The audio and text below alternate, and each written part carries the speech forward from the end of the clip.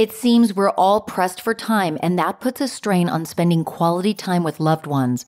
HelloFresh has freed up time for me to relax more and hang out with people I love. With HelloFresh, I get fresh ingredients delivered to my house and easy-to-follow instructions that allow me to put dinner on the table in about 30 minutes. With over 50 menu items to choose from, my family and I are always trying something new, like the chicken sausage and sweet potato soup, which is perfect for cozy winter nights. HelloFresh has meal options like Calorie Smart, vegetarian, gourmet, and quick and easy meals that are ready in less than 30 minutes. I recently made the chicken sausage pasta primavera with my daughter, and we loved it. The lemon parm sauce and bell peppers made the dish so tasty, it's now in our regular weekly meal rotation. Go to hellofresh.com/murderish14 and use code murderish14 for up to 14 free meals and 3 free gifts. That's hellofresh.com/murderish14 and use code murderish14 for up to 14 free meals and 3 free gifts. HelloFresh, America's #1 meal kit.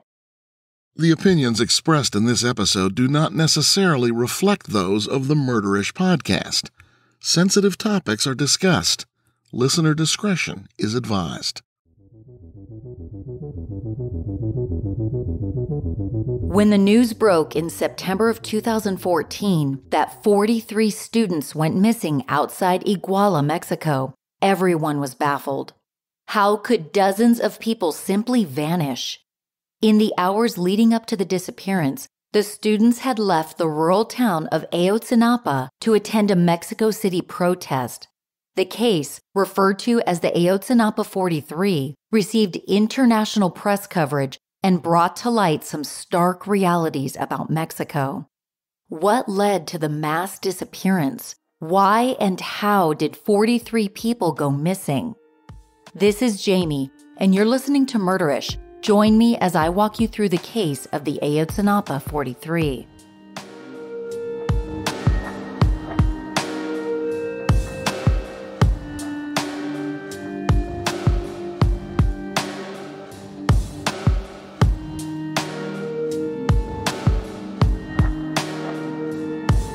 This case takes us to Ayotzinapa, a small town in southwestern Mexico. The town, which is located in the Mexican state of Guerrero, is home to the Ayotzinapa Rural Teachers College, or the Escuela Normal Rural de Ayotzinapa. The all-male university trains high school graduates to become youth educators in rural or indigenous areas. Since the 1920s, the school has helped usher education into rural towns. Most schools like Ayotzinapa originated in cities, but more recently sprouted up in Mexico's countryside. This type of university, known as a normal school, sets teaching standards or norms, hence the name. Members of the student body are commonly referred to as normalistas. Gaining admission to the Ayotzinapa Rural Teachers College is very competitive. Hundreds of students hoping for a better future apply each year, but only 140 students are accepted. Most of the normalistas come from communities like the ones they hope to teach. Their families are campesinos, the term to describe indigenous farmers who are often impoverished and lack access to education. The school also has a long history of social activism. Former principal Jose Luis Hernandez Rivera was quoted in the New York Times as saying, "It has a lineage of fighting to be heard. This school has kept up its fight." 5 hours northwest of Ayotzinapa is the historic city of Iguala. It is considered a major thoroughfare on the way to Mexico City, with easy access to the Mexico City-Acapulco Expressway. While traveling by bus on the outskirts of Iguala, things went terribly wrong for a group of student activists. On the evening of September 26, 2014, 56 normalistas ranging in age from 18 to 23 commandeered 5 buses. This was nothing out of the ordinary. It was tradition for student activists to borrow commercial buses in Iguala to reach the nation's capital for public demonstrations. October 2nd marked the 46th anniversary of the student massacre Tlatelolco, when government agents opened fire on a peaceful protest of the Olympics. To this day, the body count remains uncertain. Several hundred were killed or injured. For years, the government covered up its involvement in the massacre. Every year on the anniversary, students from all over the country march in the Tlatelolco section of Mexico City to commemorate the lives lost. When the 56 students initially left Ayotzinapa, they were crammed into 2 buses. Since Iguala was on the way to the capital, the plan was to borrow 3 more buses from Iguala's bus station to take them to Mexico City. They arrived in Iguala just before an annual conference held by the National System of Family Development, which focuses on the welfare of Mexican families in need. The local chapter's president at the time was Maria de los Angeles Piñera Villa, wife of the Iguala mayor. She was set to announce her own bid for mayor the next day at a political rally. This seemingly arbitrary detail would play a major factor in the missing persons investigation. In Iguala, the students also hoped to solicit funds to cover the costs of refueling several buses. While the modestly sized city was only 20 minutes outside of Mexico City, from their college town, the trip took over 6 hours. In normal circumstances, they could have shaved 20 minutes off their travel time by driving through Chilpancingo, but routes from there to the capital were blocked by state and federal officials. It seemed like fate was steering them toward Iguala. As planned, the Normalistas seized the extra buses, but they ran into trouble at an intersection on the way out of town. Just after 9 p.m., a group of municipal police officers blocked the road. Several students exited the buses and tried to reason with the officers. Without hesitation, the officers opened fire. What happened next still remains somewhat of a mystery. Out of 56 students, 43 would never be seen or heard from again. When news of the mass disappearance broke, the students' loved ones were in denial, grief-stricken, and angry. The general public grew fearful. Parents who had sons enrolled in the Ayotzinapa program took them back home. In the weeks that followed, only 22 students out of the 140 remained on campus. There were many unanswered questions about what happened on September 26th. While some answers would emerge in time, many details of that night remain shrouded in mystery. Right off the bat, the number of people missing made this case stand out. According to the New York Times, at the time of the disappearance, Guerrero State had the highest homicide rate in the nation. Reports of disappearances in Mexico were commonplace. Since late 2006, the Mexican government has been engaged in a seemingly endless battle with the country's drug cartels. Nearly 16 years have passed since Mexico's drug war began, and violent crime rates continue to rise. While notorious drug lords like El Chapo have the blood of thousands of people on their hands, make no mistake, the United States has played a nefarious role in all of this. According to an April 2021 report from CNN, Mexican drug cartels take in between $19 million and $29 billion annually from drug sales in the U.S. It's a simple case of supply and demand augmented by America's opioid crisis. But this arrangement comes with a cost beyond addiction. Innocent people are paying with their lives. And yet others simply vanish. According to human rights organization the Washington Office on Latin America, or WOLA, between 2018 and 2020, there were over 23,000 people listed in Mexico's National Registry of the Disappeared. Many of those declared missing are presumed victims of gang violence, but less than a third of Mexico's missing persons cases are currently under investigation. Powerful drug trafficking enterprises derive a great deal of power from the complicity of government and law enforcement connections. This widespread corruption, hidden in plain sight, has made citizens distrustful of the Mexican government. all of this said, efforts are being made to get the ball rolling on social change. As of August 2021, WOLA has launched a new campaign to address what they call gaps between legislation and reality. As referenced on their website, WOLA found that the sheer volume of missing persons reflects a real gap between disappearance victims and criminal investigations. The Ayotzinapa 43 case outraged Mexican citizens who were already fed up with a history of government corruption. In the weeks and months that followed, there were public demonstrations all over the country. As frustrations over government inaction grew, many protests turned violent. According to an article in The Guardian, a crowd of restless protesters threw stones at the window of the governor's offices in the state capital of Chilpancingo. According to The Atlantic, the Guerrero State Capitol building was set ablaze in mid-October before riot police intervened. The trend of attacking government buildings continued through November. When an investigation was launched for the missing students, the public, of course, was skeptical about getting any concrete answers from authorities. Friends and family of the Normalistas hoped that somehow, some way, their loved ones would be found alive. The investigation would turn out to be an uphill battle, full of twists and turns. Some details uncovered would further tarnish citizens' already low opinion of law enforcement. Before an official investigation even began, it became clear to authorities they were not dealing with a typical missing persons case. The incident was immediately classified an enforced disappearance, the act of making someone disappear suddenly against their will. One day after the students went missing, a grim discovery was made.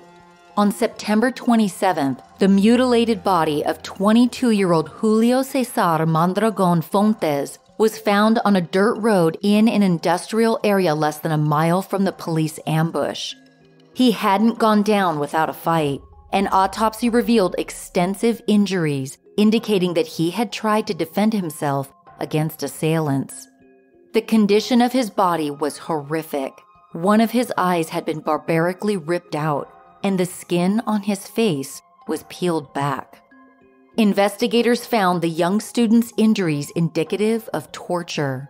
According to the autopsy report cited by CNN, there were 64 fractures in 40 bones all over his body, including 13 fractured bones in his face. He had been so badly mutilated, the only ways to identify him were the scars on his hands and the black scarf found wrapped around his neck. It had been a gift from his wife, who was now widowed and left to raise their infant daughter all on her own. Another body, later identified as 18-year-old Daniel Solis, was found close to the intersection where the buses were stopped. The first-year student was shot in the back and killed. Mondragon and Solis were not counted among the 43 missing because their bodies were immediately identified. While their families had the advantage of getting answers, the other families were mystified over what this meant for their loved ones. Other victims found at the intersection included 3 journalists and 3 bystanders, 8 dead victims in total. The killings prompted an investigation by the Guerrero State's Attorney General, Jesus Murillo Caram. A few weeks later, on October 5th, the Office of Mexico's Federal Attorney General opened its own investigation. The federal office worked in collaboration with the Argentinian forensic anthropology team. With several government entities pulled into the investigation, a weary public hoped the events of September 26th could soon be pieced together. At around 9 o'clock the night of the incident, an on-call medic at Iguala General Hospital contacted the city's Iguala's public ministry office. He called to inform them that he was treating several young students who were reportedly injured during a police ambush. With this information, the office was legally obligated to initiate an investigation. Many people would later argue the investigation was sabotaged from the beginning. There was the government's version of events, referred to as the historical version, and then there was what actually happened. Rumors swirled almost immediately about the local government's role in the ambush. This speculation began to gain some traction when Iguala Mayor Jose Luis Arbaca and his wife went into hiding on October 1st, just a few days after the incident.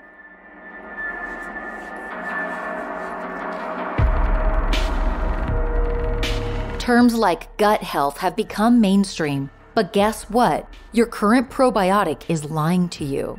The truth is, many probiotics aren't surviving the trip to your colon. Seed's Daily Synbiotic has solved that problem with its ViaCap delivery technology, which is made to survive bile salts, stomach acid, and enzymes to be sure it reaches your colon. 2/3 of Americans suffer from digestive discomfort, which can be in the form of prolonged fullness and bloating. Seed's Daily Synbiotic is effective in supporting your GI function, skin and heart health, gut immune function, and more. Many people who've taken Seed's Daily Synbiotic have noticed improved digestion within 24 to 48 hours, which can include bowel movement regularity and eased bloating. My husband has been taking Seed for the last few weeks, and he has noticed a positive difference in his digestion, more so than when he was drinking kombucha. The truth is that not all probiotics are created equal. The kombucha he was drinking, while nutritious, didn't actually qualify as a probiotic according to science. Start a new healthy habit today. Visit seed.com/murderish and use code MURDERISH to redeem 20% off your first month of Seed's Daily Synbiotic. That's seed.com/murderish and use code MURDERISH. Most of our diets are lacking vitamin D, especially for women aged 19 to 50. Ritual's Essential for Women 18 Plus Multivitamin was made by extensive research to fill gaps in nutrition for women ages 18 plus. Ritual's Multivitamin supports brain, bone, and blood health, and you can be sure it's effective due to the gold standard university-led clinical trials this multivitamin has gone through in order to prove its impact.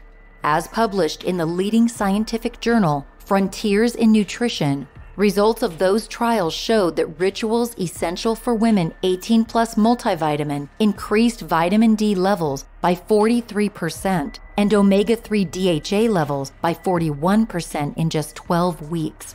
I've replaced my previous vitamin D and omega-3 supplements with Ritual's multivitamin, not only because of the impressive clinical trials results, but also because it doesn't include any shady ingredients. And I know this because Ritual is committed to third-party testing from USP and the Non-GMO Project.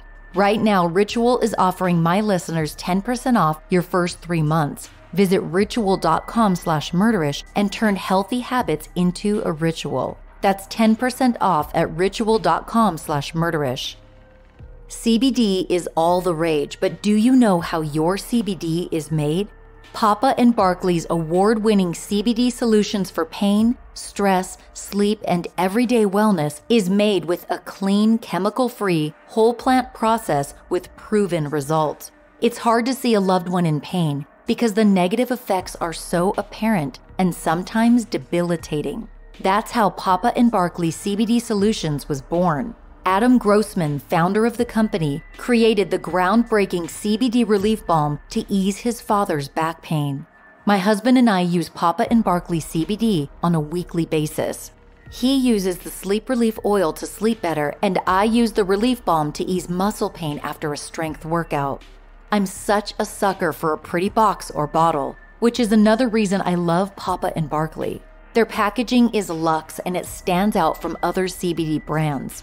After creating the relief balm, Papa and Barkley's line was expanded to include topical balms, oils, tinctures, and capsules, all made with 100% natural clean ingredients and whole plant, full spectrum CBD.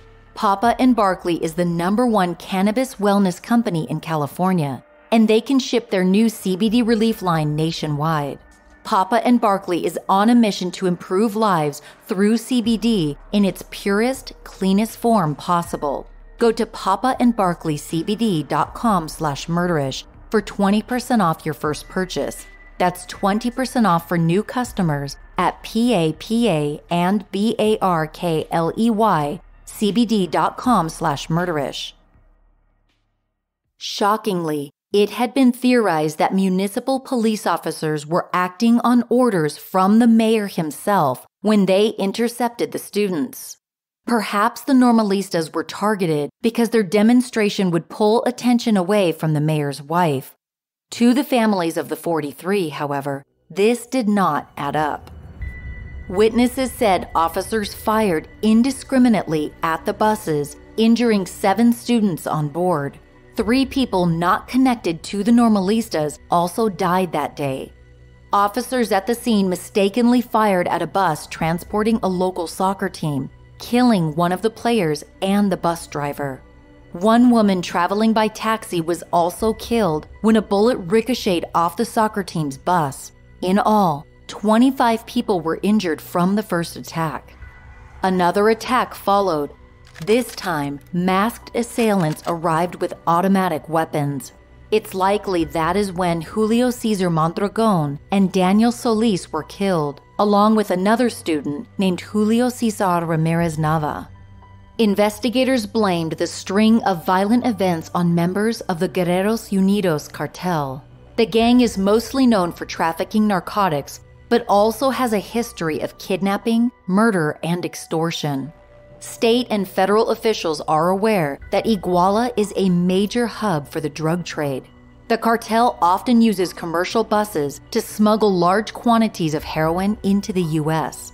Investigators began to wonder whether it was possible that the normalistas mistakenly took one of the cartel's drug-running buses. At the site of the disappearance, physical evidence pointed to a white bus being the primary target. Mexican journalist and author Anabel Hernandez mentioned in her 2018 book, Massacre in Mexico, there were bullet holes near this bus's windows and wheels, indicating officers had tried to render the bus immobile. Pools of blood were spotted near the driver's seat, down the aisle, and in some passenger seats. The initial investigation would later fall under scrutiny due to crucial evidence being mislabeled, and there were other signs of extreme negligence in forensic protocol. On September 28th, 2 days after the disappearance, a forensic expert sent from the state prosecutor's office failed to collect blood samples at the scene, evidence that may have proved valuable in identifying some of the students. Another source of public criticism was how long it took Mexican President Enrique Peña Nieto to even acknowledge the missing 43. Adding insult to injury, Peña Nieto had been elected on his campaign promise of a safer, more prosperous Mexico. The faith of Peña Nieto's people was riding on how he handled the latest national tragedy. His delayed response to the Ayotzinapa 43 did nothing to restore faith. A week and a half after the incident, the president made a televised speech. According to Amnesty International, he said, Mexican society and the families of the young students who are sadly missing rightly demand clarification of the facts and that justice is done. President Peña Nieto's words did little to comfort apprehensive citizens. 2 days after his speech, thousands of students marched in Mexico City to demand the missing students be found. With pressure mounting, Attorney General Murillo Karam took 4 suspects into custody on October 10th. A week later, arrests were made on a grander scale. According to Amnesty International, the arrests included 36 municipal police officers from Iguala and the nearby town of Cocula, 17 members of criminal gangs, along with Sidronio Casarrubias Salgado, an alleged leader of the Guerreros Unidos. Though the arrests appeared to be progress in the case, investigators did not seem any closer to establishing what happened that September night.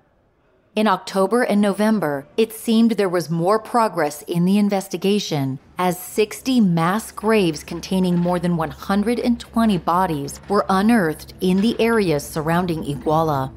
Tragically, after undergoing forensic testing, only 2 of the missing students were identified from bone fragments. It's difficult to consider how many bodies in those pits could be linked to decades-old cold cases. October 22nd brought a major announcement in the missing students' case. The Attorney General confirmed a widely held theory. The mayor of Iguala had ordered the attack. On November 4th, nearly 6 weeks after the disappearances, the mayor and his wife were apprehended. Both were sent to maximum security prisons where they remain today.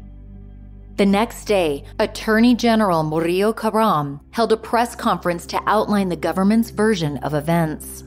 According to BBC News, Murillo Karam stated the Iguala mayor ordered local police to get rid of the students by any means, out of concern they would disrupt his wife's event.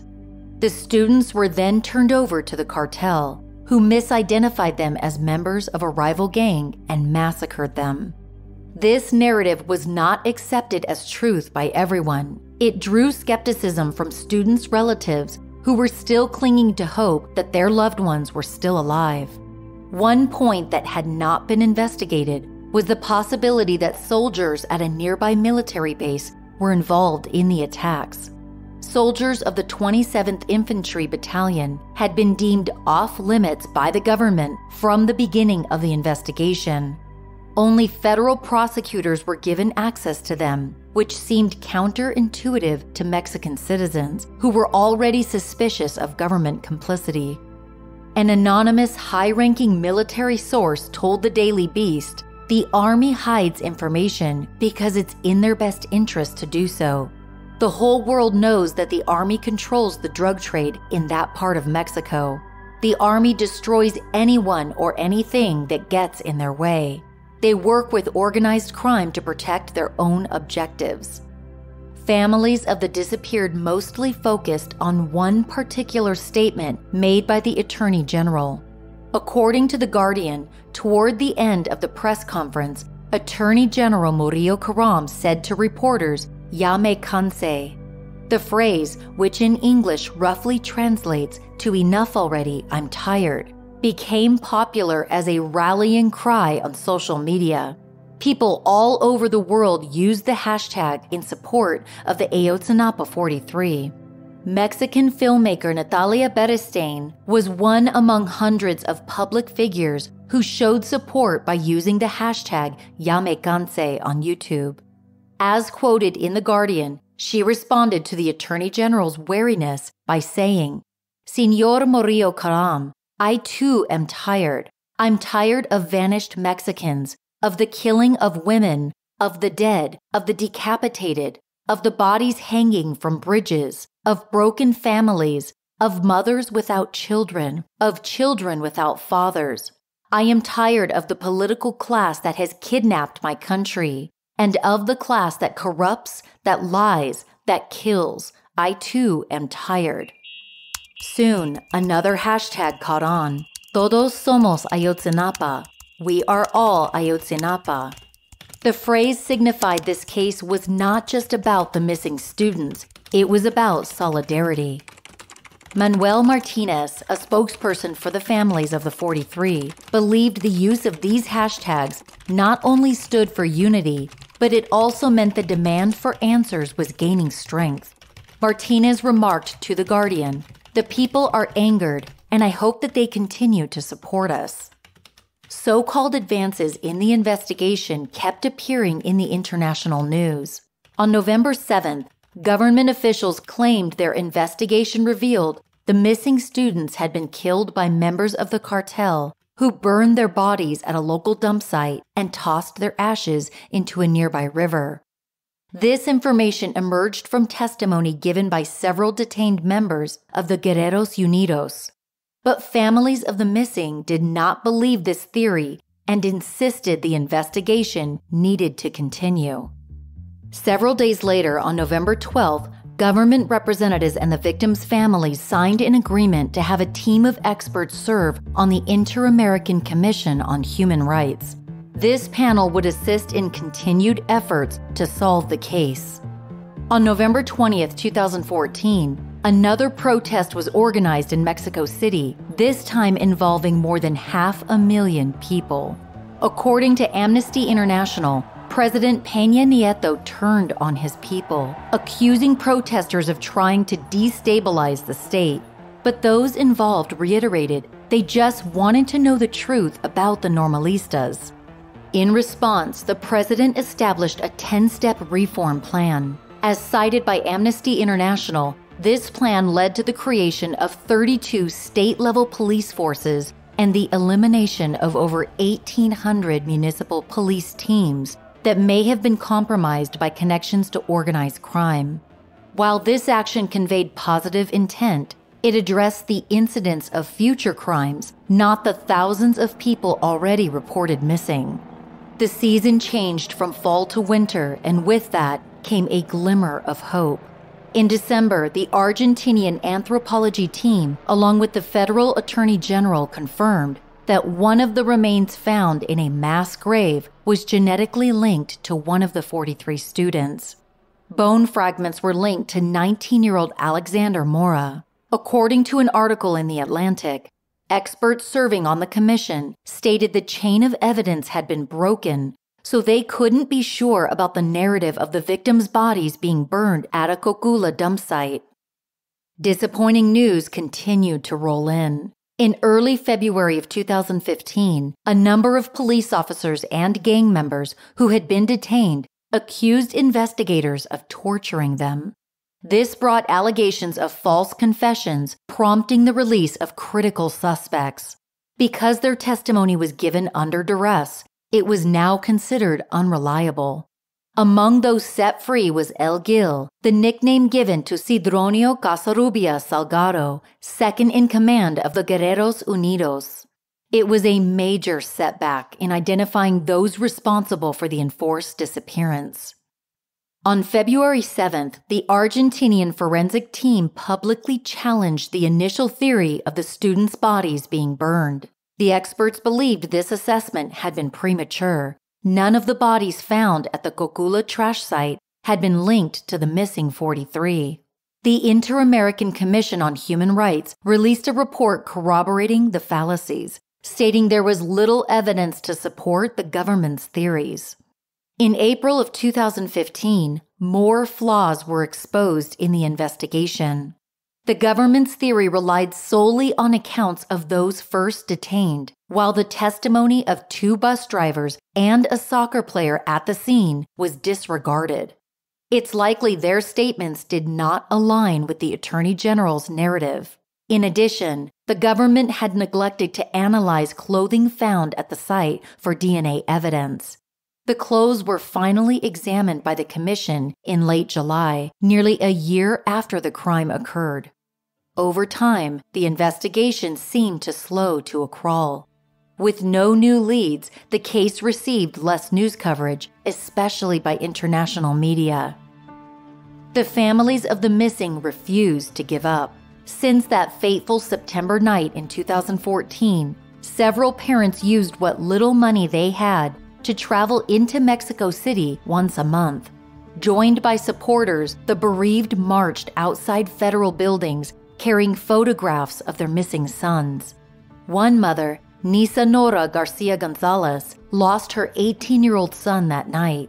She was quoted by the New York Times as saying, "The boys aren't missing. They were taken by people in uniform. They know where they left them. They just refuse to tell us." This was a commonly held theory developed by parents of the 43. Early on, they speculated that soldiers had abducted the young men and taken them to a remote place in the mountains of Guerrero, where they were forced into labor. The fact that state officials had been denied access to the military base near Iguala only strengthened suspicions of soldiers being involved in the disappearance. Several parents started traveling around Mexico to raise continued support for their cause and reignite pressure on the government to keep the investigation going. Others had lost all faith in Mexican authorities. For the first 2 years following the disappearance, 12 family members traveled across the U.S. in hopes of provoking further action. In January of 2016, 4 of the families arrived in Minneapolis. According to the Star Tribune, the crowd lobbied the Mexican consul there to accept responsibility and publicly declare that the abduction and killing of the students was a criminal action perpetrated by the government. With many Mexican immigrants scattered across America, the families hoped spreading awareness would prompt local and federal politicians to renounce the widespread violence in Mexico. There were definite signs of support in the U.S. In November of 2016, the 2-year anniversary of the mass disappearance, a performing arts theater in McAllen, Texas, known as Cine El Rey, held an event called Todos Unidos por Ayotzinapa, or Everyone United for Ayotzinapa. The event, which featured poetry readings, music, and art in support of the 43 students, was organized by Edna Ochoa, assistant professor of Latino literature at the University of Texas Rio Grande Valley. Ochoa told CNN, "In a way, this is to raise awareness about the problems that are happening in Mexico and that could happen anywhere. Most of all, we need to raise awareness that there are forced disappearances that should not be happening and that the government under President Enrique Peña Nieto is under complete impunity."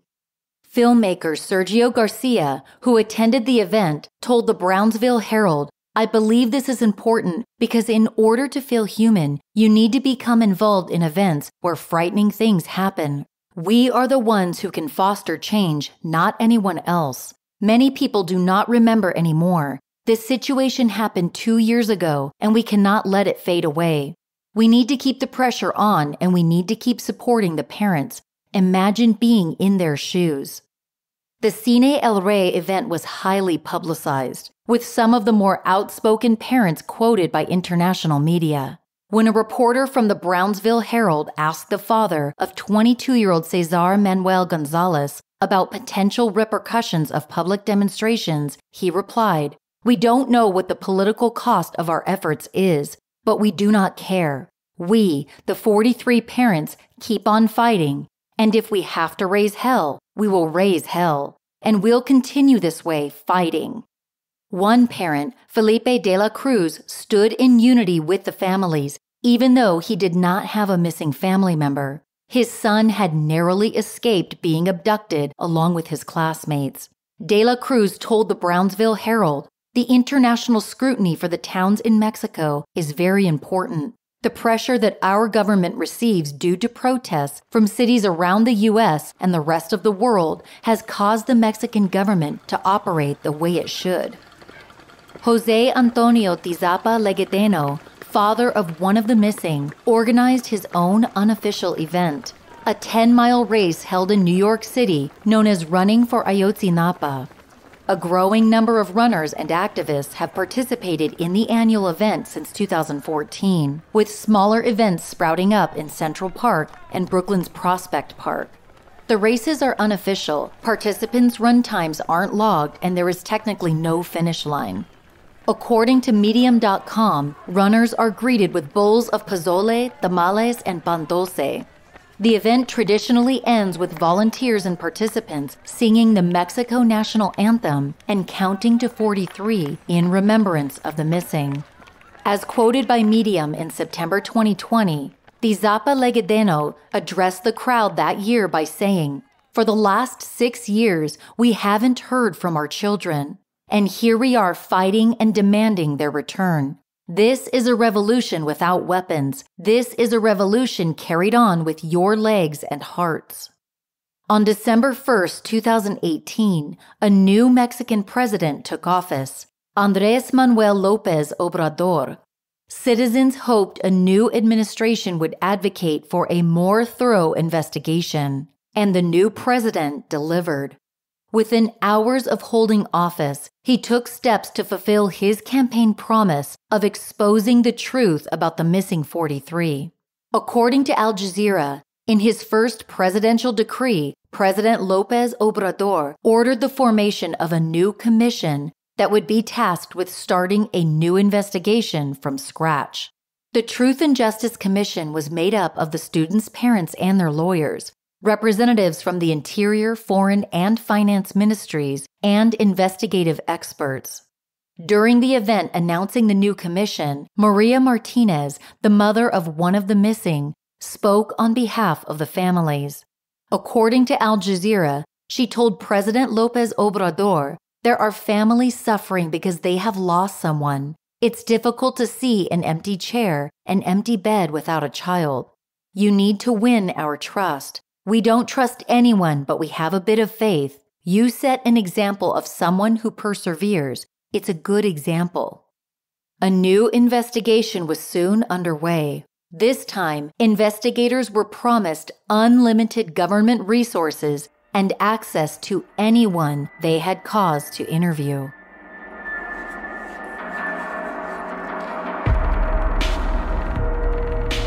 "2020 seemed to bring some friendships to their breaking point. Frustrations over opposing political views and world issues were heightened, and if you're like me, arguments over these topics seem to go in circles.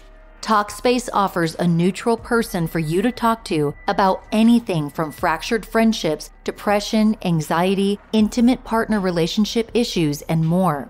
Talkspace has been such a great tool for me, and they make it so convenient to speak with a licensed therapist. You can do it from home via live video sessions or even by text message. It's really easy to access your Talkspace therapist and schedule sessions, and the interactions are very professional. Talkspace has thousands of licensed therapists available for you to match with. You can even get a prescription for your medication if need be.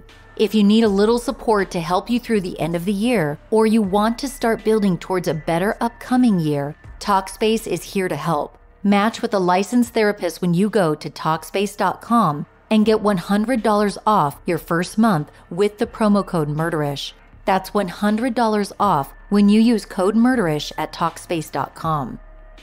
My friends Aaron and Justin host a true crime podcast that I know you'll get hooked on. Generation Y is a true original in the greater true crime podcast landscape. If you're into hearing about true crime and unsolved murder cases, Generation Y will have you hitting the follow button so fast. In each riveting episode, Aaron and Justin break down theories, dive deep into forensic evidence, and express their opinions on perplexing cases. Like the case of Jason Corbett, who was killed by his wife Molly's father, who beat him with a baseball bat after he heard the couple arguing. On that fateful night in 2015, Molly's father, Tom, claimed to have seen Jason strangling Molly during their argument, which prompted the fight between Tom and Jason. Jason was left dead with a caved-in skull. Questions loomed afterward. Did Tom act in self-defense, or was this a planned murder? Listen to the Generation Y podcast on Apple Podcasts, Amazon Music, or you can listen ad-free by joining Wondery Plus in the Wondery app. You guys know by now just how much I enjoy playing Best Fiends. I cannot put the game down. I've been playing even more lately as kind of a break from all of the holiday stress. While I play, I get hooked on the storyline as it progresses, all of the cute fiends I can collect, and the fun and challenging puzzles along the way. Best Fiends is the best puzzle game I've played because it keeps me engaged and entertained. Oftentimes we go camping where the Wi-Fi isn't so great, but I can still play Best Fiends because the offline mode allows me to play without Wi-Fi. There are so many levels to this game, and new levels are added constantly. Trust me, there's always a new level to conquer when you need a fun mental pick-me-up. Whenever I hit a wall while writing scripts, I grab my phone and play Best Fiends to refresh my brain and get a little me time in too. Recently, I stood in line for an hour waiting for the Thanksgiving meal we ordered, and it went by so fast because I played Best Fiends the whole time. Download Best Fiends free today on the App Store or Google Play. That's friends without the R, Best Fiends. For nearly a year, progress made by the Truth and Justice Commission was not publicly announced. In September of 2020, President López Obrador reaffirmed his support for the families in a press conference. According to CNN, he said, "This is a state issue. We're committed to solving the case, and we're making progress towards that goal. It's a commitment we have with the parents and the Mexican people." A few days later, the president held a public ceremony with the families where he apologized for all they had endured. As quoted by CNN, he called the disappearances a great injustice committed by the state. That same month, federal charges were made against 6 former officials. One of the officials was Thomas Cerón, former director of the Criminal Investigation Agency under the Peña Nieto administration. According to human rights organization Justice in Mexico, Cerón was accused of tampering with evidence, forcibly disappearing potential witnesses, and using torture to obtain testimony. Unfortunately, as of October 2021, Cerón has evaded capture by hiding out in Israel. According to Political Mexico, while he is not protected by officials there, requests for Cerón to be extradited have been denied. The Israeli government stated no extradition treaty exists between Mexico and Israel.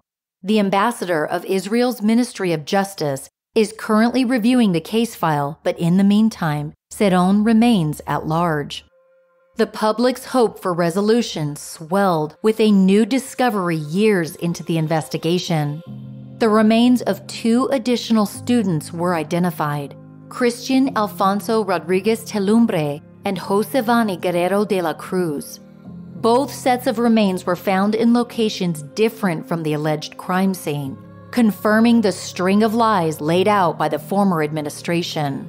The deep probe into public figures continued. Unlike his predecessors, President López Obrador's actions proved he was intent on getting new leads in the case, even if it meant going against his own principles.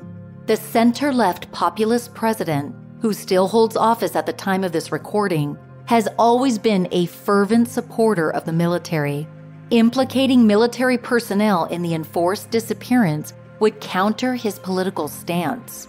President López Obrador's willingness to prioritize the pursuit of justice over his political leanings established public confidence.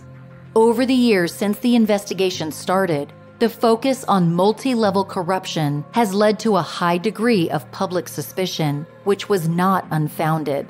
Former Secretary of Defense General Salvador Cienfuegos had assured investigators that there was no military presence in Iguala when the deadly events unfolded.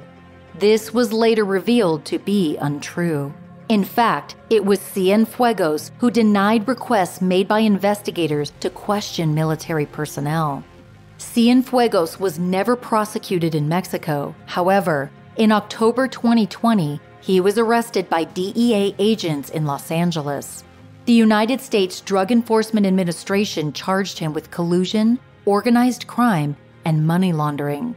But before Cienfuegos could stand trial, the Mexican government threatened to restrict the DEA's operations in Mexico if Cienfuegos was not released. No charges have ever been filed against him by the Mexican government. Unbelievably, they exonerated him. In November of 2020, Captain Jose Martinez Crespo of the 27th Infantry Battalion had the distinction of being the first high-ranking military officer arrested in connection with the Ayotzinapa 43. Finally, authorities were not just targeting low-level officials like they did during the first investigation.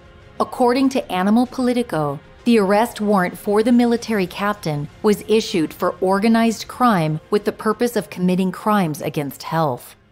Captain Martinez Crespo did not necessarily play a direct role in the mass disappearance, but he was on patrol with a group of soldiers in Iguala the night of the crime. He faces criminal charges from the federal attorney general for allegedly being on the payroll of the Guerreros Unidos cartel. 2 months after the warrant for his arrest was issued, Martinez Crespo surrendered to a military prison. His defense team argued the charges were based on the sole testimony of a protected witness. The case against him was compromised in January of 2021 when a leading Mexican newspaper called Reforma leaked statements made by this witness. The witness, who was referred to as Juan in the Reforma article, claimed the military was directly involved in the student's disappearance. As a suspected leader of the Guerreros Unidos, Juan had intimate knowledge of the operation that night, which he said involved military, police, and the cartel. According to Mexico News Daily, he said members of the Guerreros Unidos were seeking out members of a rival gang that owed them money. It was suspected the rival gang members were interspersed with the Ayotzinapa students. Juan went on to say the students were divided into 3 groups. One group was abducted by the cartel, another was placed in police custody, and the third group was transported to an army base. The latter group was interrogated and then handed off to the gang. Anyone who was still alive was killed, and the bodies were dissolved in acid, so their liquid remains could be poured down a drain. According to Juan, any other remaining survivors were slaughtered with axes and machetes at an Iguala cartel hideout. Along with his account of the mass murders, Juan admitted dirty cops had planted evidence like cremated ashes and bullet casings at the dump in Cocula. He said the cover-up was done to support the government's narrative. President López Obrador confirmed the leak's validity. As quoted by NBC News, he said, "What Reforma published is in the prosecutor's file. I don't know how they obtained it, but it's real." He went on to stress the importance of unveiling facts in the year-long investigation by saying, "It's not about coming up with another sham, another false version just to say the case is closed. The most important thing is to find the young men. It's quite a challenge, but we have the will to do it." Shortly after the article was published, Defense Secretary Luis Crescencio Sandoval had no choice but to respond. He intended to ensure the military cooperated with the new investigation, telling La Prensa Latina, "In all that pertains to what's coming to light about Ayotzinapa, we're providing information. We have the obligation to do so." A few weeks after the Reforma leak, another high-ranking official was taken into custody. Luis Antonio Durantes Macias was head of the federal police station in Iguala when the students went missing. The former officer is being held in prison for his role in the aggravated enforced disappearance. As mentioned in Proceso magazine, the Attorney General's office has evidence that shows he knew about the students being detained in 2 places as it was happening. In May of 2021, President López Obrador sought the help of the United States. He met with Vice President Kamala Harris to request an open line of communication with the U.S. Department of Justice, which continues to investigate the Guerreros Unidos for drug trafficking charges. The DOJ handed over their case file on the cartel, hoping the information they've gathered could assist in the Ayotzinapa case. The biggest break in the case came in October of 2021. Mexico's Federal Interior Ministry released transcripts of text messages exchanged on the night of September 26, 2014, between Iguala's deputy police chief and a regional leader of the Guerreros Unidos known as El Gil.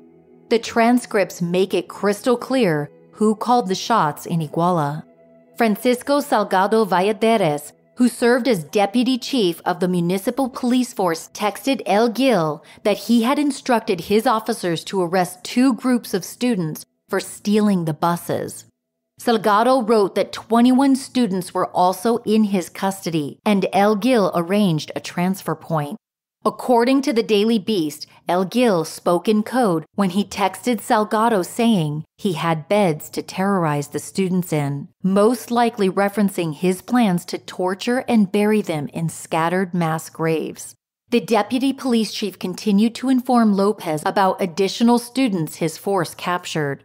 According to the Daily Beast, Salgado spoke in code by saying, "All packages have been delivered," which could be a reference to the heroin suspected of being on board one of the students' buses. Mike Vigil, the DEA's former chief of international operations, remarked to the Daily Beast about the leak. The new evidence that has come to light regarding the Ayotzinapa case cracks it wide open and provides irrefutable proof of who was involved in the student massacre. He went on to say the new information is like a Hollywood movie, but the events are real. They involve collusion between the police, army, organized crime, and a massive cover-up by the Mexican government.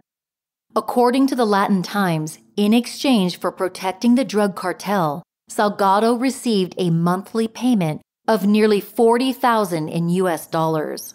This illustrates why the power of Mexican cartels extends to the highest levels of law enforcement.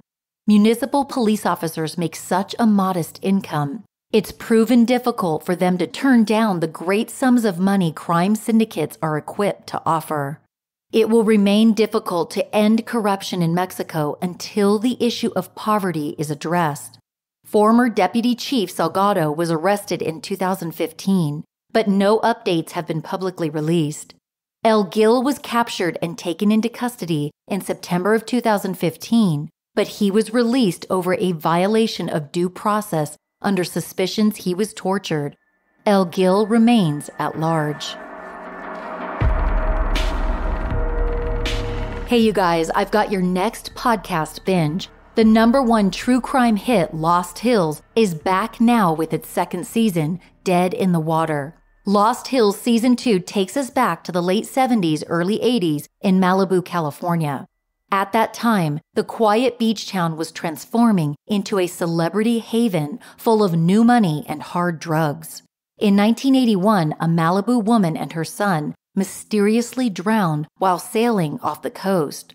Her husband was arrested for their murders, but to this day, even the victim's family claims he's innocent.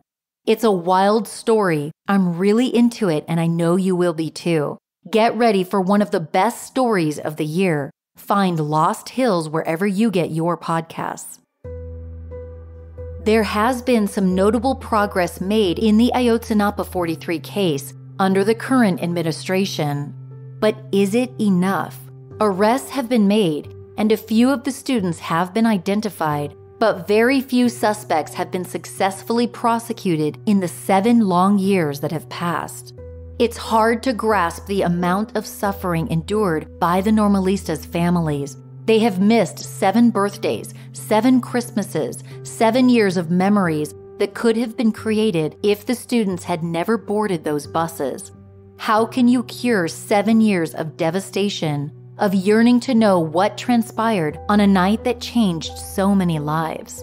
The students were just innocents ensnared in a web of corruption that has gone on for far too long.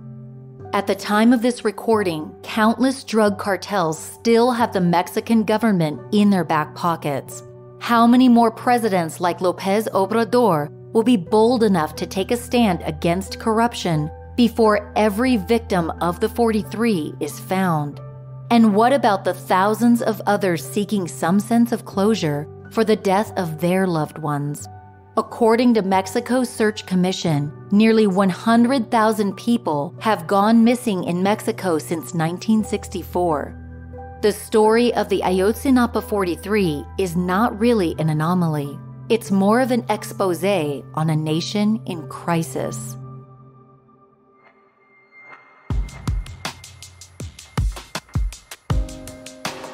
Thanks for joining me on this episode of Murderish. I'm going to be at CrimeCon in Las Vegas next year. Visit crimecon.com to purchase your badge and use promo code Murderish for 10% off a standard badge. I really hope to see you there. That's crimecon.com. Use code Murderish for 10% off. If you have 60 seconds of free time, do me the biggest favor and give Murderish a 5-star rating and review in your favorite podcast app. Positive ratings and reviews help new listeners find the show. Also, follow me on Instagram at Murderish Podcast. It's my favorite place to engage with you guys. You can also find me on Twitter and Facebook. Check out murderish.com if you want to buy Murderish t-shirts, face masks, coffee mugs, and more. If you want more Murderish content, go to murderish.com and click the link to go behind the scenes and become a Patreon subscriber. Patreon subscribers get immediate access to bonus content and other perks as well. Thank you, Pauline M. and Katie K. for becoming Patreon subscribers. I appreciate you both a lot. Murderish sound design and audio editing is by Justin Hellstrom. Some of the music was composed by Nico of We Talk of Dreams. This episode was researched and written by Allison Schwartz. Visit murderish.com for a list of sources used for this episode. As always, Ishers, thank you for joining me on another episode of Murderish. And remember, listening to this podcast does not make you a murderer. It just means you're murder-ish.